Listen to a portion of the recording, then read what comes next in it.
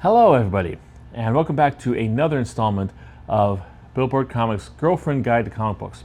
Once again, repeating the thing, this is not just for girlfriends. This is not mansplaining comic books to those women who don't understand anything. This ties into when my girlfriend, now wife, was trying to buy comic books for me. She found the whole hobby very hard and very dense to get into. This is a guide to help novices and the people who love comic books to try to share in their mate's love of comic books a little bit better. Could be your boyfriend, girlfriend, father, mother, son, daughter, co-worker, best friend, whatever.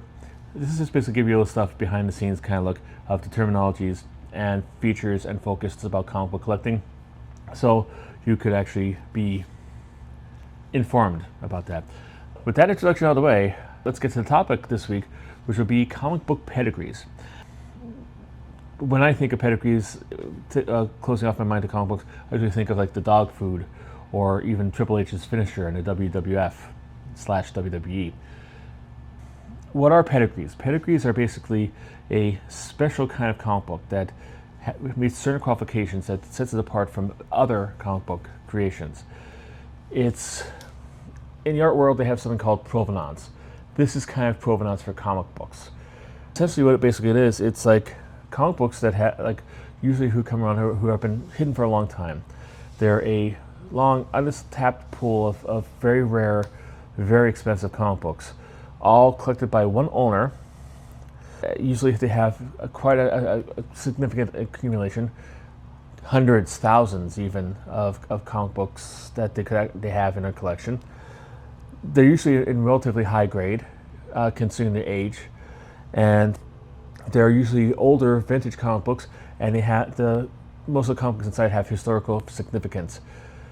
They are comic books that people thought were all the copies are destroyed, and nobody knew any copies existed anymore, or first appearances of heroes that are incredibly rare and stuff like this.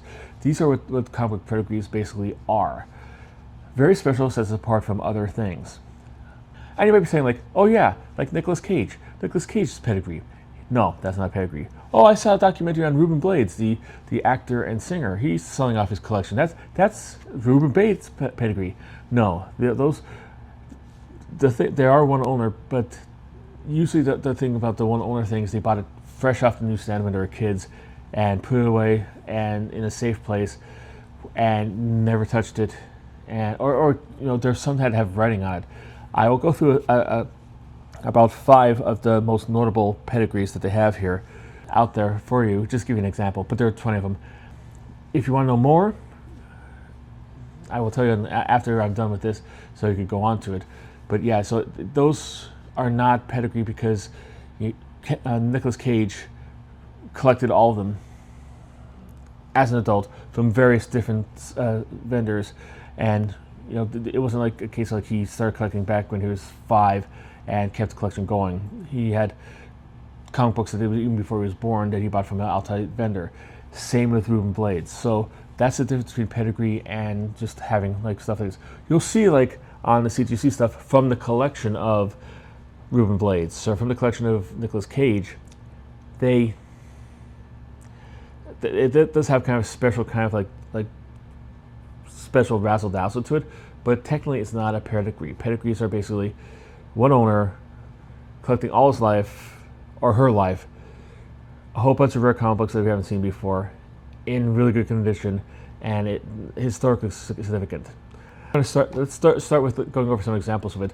The most famous pedigree is the Edgar Church pedigree, also known as the Mile High collection. This was bought in 1977. Edgar Church was a commercial artist, I believe in the Denver area, Colorado, somewhere in the environments of there, and he would have magazines and comic books that he'd use for photo references for his artwork. He would take the magazines and cut them up into clippings and try to put them on his easel and draw from that. He also had comic books. He was more respectful of the comic books. He had a whole bunch of it that he just had in closets and on bookshelves all over his house. When he died, his next of kin was trying to get sell like get rid of the collection because they're trying to sell the house, and they contacted Chuck Rosansky of Mile High Comics. He was already a retailer in the Colorado area. I think he had a small store, or he had a small store in the back of another bookstore or something like that. He was going to conventions. So he didn't buy this outright and didn't start a company from this. He already had a company for it, but this collection put Mile High Comics on the map and made it one of the biggest and most successful comic book sellers in the United States and maybe even the world. This ensured Chuck Rosansky would be around going on 50 years now, over 50 years of selling comic books. What this basically was about 18,000 to 22,000 comic books from 1937 to 1957. And he had complete runs of comic books, mostly in high grades. This is what kills me here. This collection, I think, as described by Chuck Rosansky, and you can find his own first-person description about how he found this and what they were in on the Mile High website. I think if you search around and do a little Columbo like sleuthing on there. He found this, and they were not bagged or boarded or anything like that. They were basically stacked on piled on one another in closets, and a lot of them were like, fine or higher, sometimes even like very good or even near mint. I think one of the rarest ones out there was a Red Raven #1. It was a Jack Kirby cover. It's a rare, obscure Marvel character from the Golden Age. Not many issues of that exist. The one that Chuck Rosansky found might be the only one that's still around. But that, I think, got graded by CGC for a 9.8. So this was a really, really, really untouched kind of collection that he accumulated over years. And he kept it there in case he needed it, but he never really needed it. So you got a whole runs of like Superman from 1 on, and Batman from 1 on, and so on and so forth. It's truly impressive. It's truly one of the most historical aspects about this, and a whole lot of Golden Age comic books that collectors didn't think it actually existed. The funny thing is this, as you hear it describe it, and like you read between the lines and stuff, it seems that like Chuck Rosansky was asked to just take the comic books away, and he could probably like if he was a less honest man, and I hope this, I don't know what your opinion of him is. I have a modicum of respect for him. I think he did a lot for the industry. Sometimes that could be up for debate. If you want to discuss in the comments, go right ahead. But he could have probably arranged a way of getting all the comic books for free, or having them pay him to actually move them. He recognized the value. He knew what they were. He offered a price, probably less than they're worth because he was still a relatively novice seller. Didn't really have a lot of long lines of money to afford all this, but he made an honest offer. They took it. He took it away. He stored them all in his tiny apartment until he got through selling it. Sold it to a lot of people he knew in the market in the area who were interested for it. So he had sellers lined up already, and through all this money was able to build his empire, which is a great American story. It is, it's amazing. This is the kind of story that has a lot of collectors, or like resellers, or people who chase down collectors at, say, thrift stores or estate sales or anything like that. They want to have this kind of yield, this kind of big jackpot kind of bonanza kind of thing. Doesn't really happen that often. It doesn't happen. It was rare back then even, but this is what everybody still keeps on trying to chase and hoping they find that kind of big find. Yeah, this is the most important and exciting and historically important pedigree around there. But it's not the only one.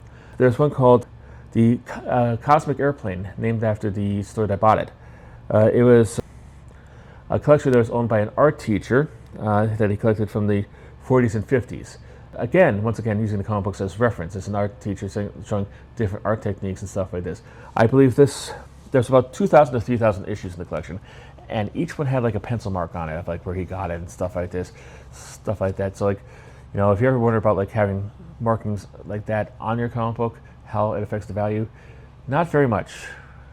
But it also depends on what it is. If like you have a little date or a little note on there, they'll let that go. If you have like, give say Captain America a mustache, they might frown upon that. That might be less being able to look over.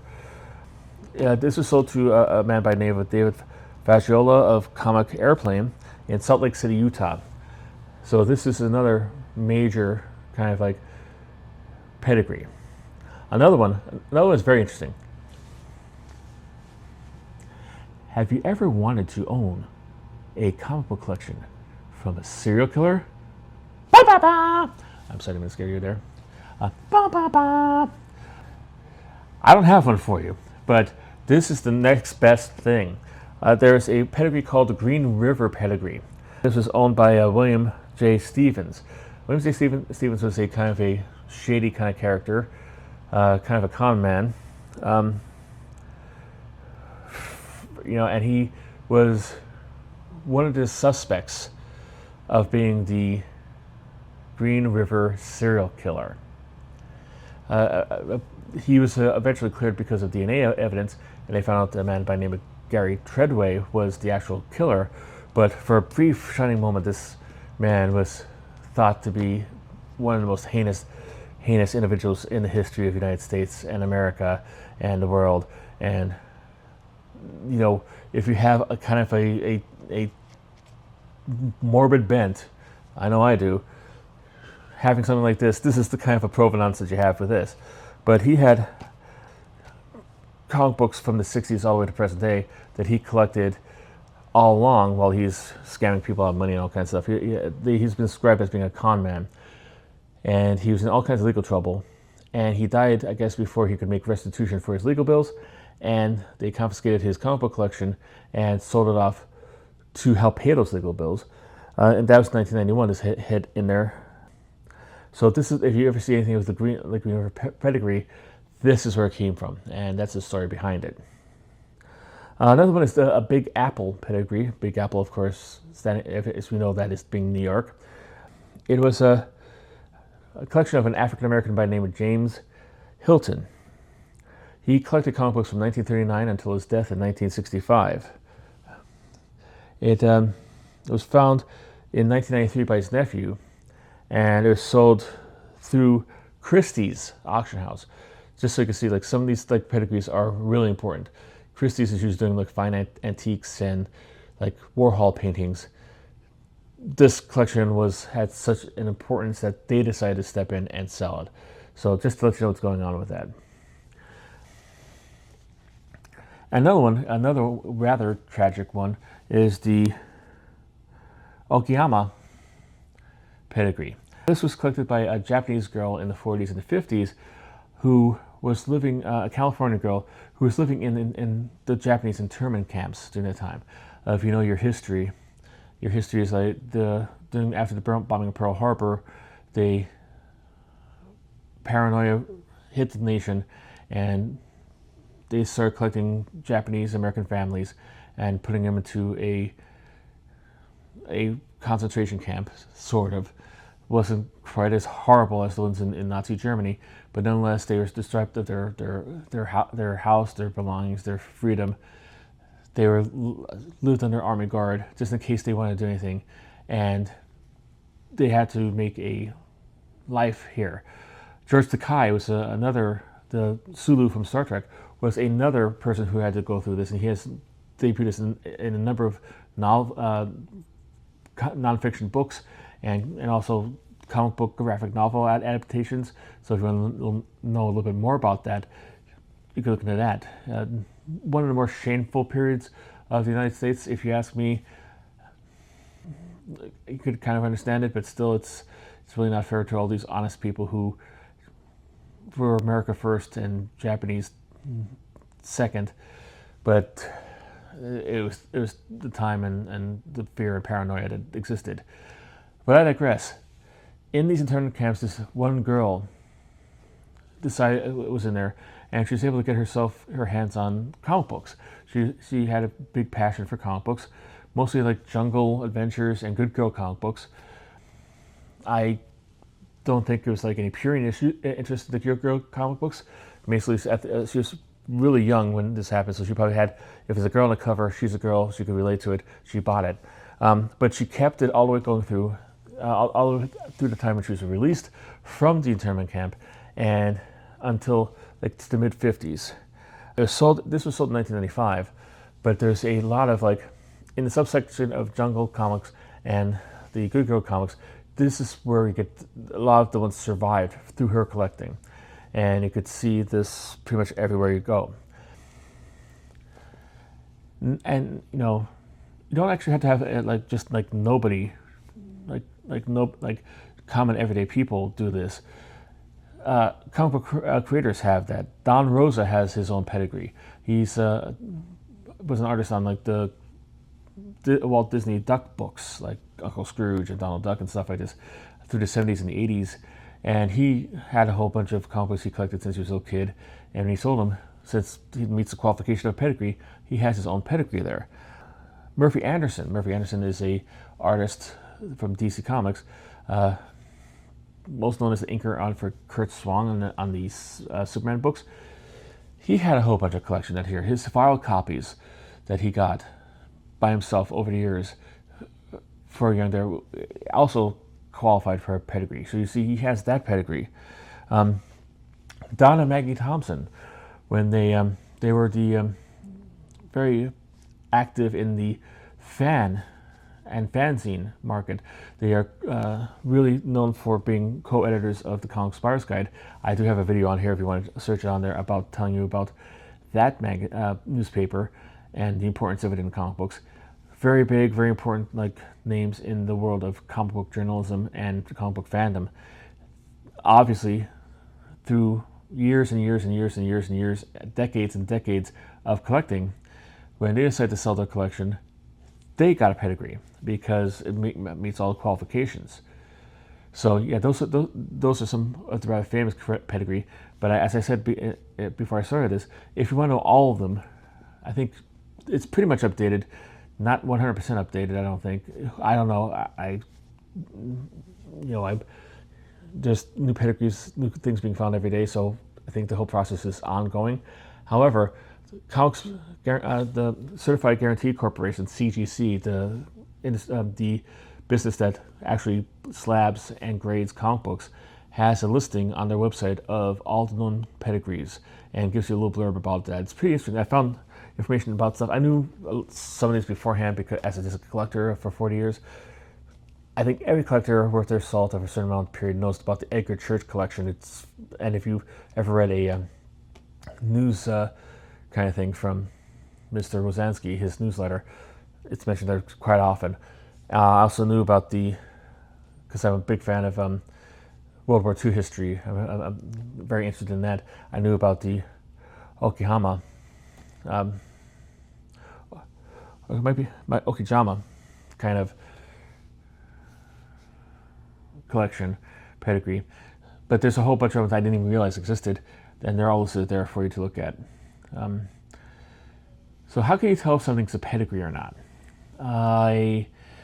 If you're getting a graded book, CGC has a special banner that has like it does like normal banners are blue, signed books are yellow, restored are purple, so on and so forth and so forth.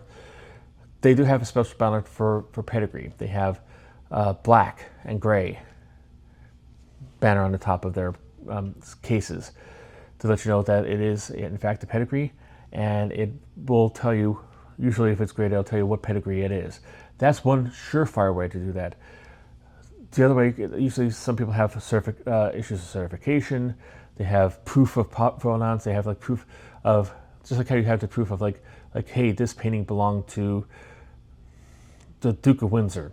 Okay, well, let's see the pay bills, that where you got it from and who you bought it from and who they bought it from, and track it all the way back to the actual original sale of the actual that the Duke of Windsor made. There's ways you could do that to try to track it down. Is it worth collecting these? they seem to be more expensive than the regular books. The pedigree makes it more valuable because a lot of people are interested in that. People like to like the stories behind these books, and they're paying more money for the story than they would normally pay for the actual book itself. You have to ask you that question of yourself, and also if you're a significant other, if you're buying for them, how interested are you in actually getting these pedigrees? If you're not that much, you don't have to worry about it. If it comes across your thing and you want to get one, you can.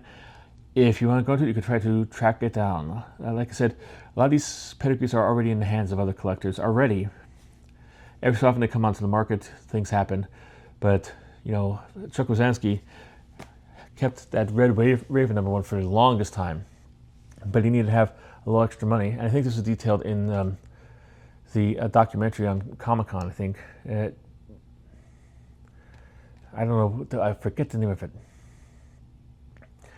Comic-Con the movie, I think, is the improv one that Mark Hamill did. Comic-Con A Journey, something like this. It's basically a documentary on comic book conventions, and it follows different stories about cosplayers and people trying to break into the industry, and also Chuck Rosansky is a character. I think they did tell his trying to sell that and his struggle trying to sell that to try to make some money on that. So that entered in there because he just happened to need money, and he was able to finally part with it mournfully to try to help himself out of like whatever little foible he needed to get the influx of cash into his business. But sometimes they pop up. This is kind of stuff if you're a completist and you want to get every single issue in this kind of pedigree. Like I said, there are thousands of books in each of them. So like the Edgar Church is up to 22,000 books. They're all pretty much really, really expensive. And unless you're a bazillionaire, you're never going to match that in your lifetime. However, if you just like the idea of having as many as you can, just like you like the idea of having it, go for it. And you have the ways and means and the ability to go for it. But it's like if you're trying to do exclusiveness, I would not be able to, my own personal, be able to do this because it's just they're so rare out there, and to find them and get a complete set of all of them in one particular pedigree, it's nigh impossible, and I have enough problem getting the non-pedigree books that I want. But it's an option there for you, and the stories behind them are interesting and fascinating, and so it's a good thing to know about. All right, that is it for this video. I hope you found this useful and informative. If it did, I'm sorry I have to bring this up. The changes to YouTube and the World Health Council has said that if you found this useful and you've made it this far already, you absolutely positively must like this video. I'm sorry, my hands are tied. My hands are tied. I'd say don't like the video, but you know what? The World Health Organization, you don't want to mess with them, and the fact that I'm totally making this up and it's a total lie, don't forget about that. You should really, really be on the safe side and like this video. And you know what? Probably won't hurt if you subscribe to the channel. There's more videos like this all the time. I have a whole line of girlfriend guides to comic books videos. I also have videos growing up comics about like comics and comic ephemera from when I grew up, and guiding lines where I tell you what's coming out next week and give you my snarky, ranting, old man screams at fill in the blank kind of complaints about the comic books. And there's haul videos, there's comic book reviews, there's all kinds of stuff on this. Avail yourself of my services, and I hope if you like this one, you'll like all the stuff on there. So subscribe, hit the notification bell. If you want to learn more about pedigrees that I didn't cover, I try to be as comprehensive as possible without drowning you in intricate details about pedigrees. But if you have a question or anything like that, you want to discuss anything more, go in the comments. We could have a conversation about it. I'm here. This whole segment is to try to help people out using my knowledge to do that. And if I don't know, I'll try to find out for you. Just ask a question, and there might be something that I didn't think I needed to include that I should have. I'm only human. So if you want to do that, that'd be great. That'd be awesome. So just leave a comment. So hopefully you'll take advantage of that. I don't want to see you get in trouble with the World Health Organization. Why are they concerned about YouTube videos and liking them?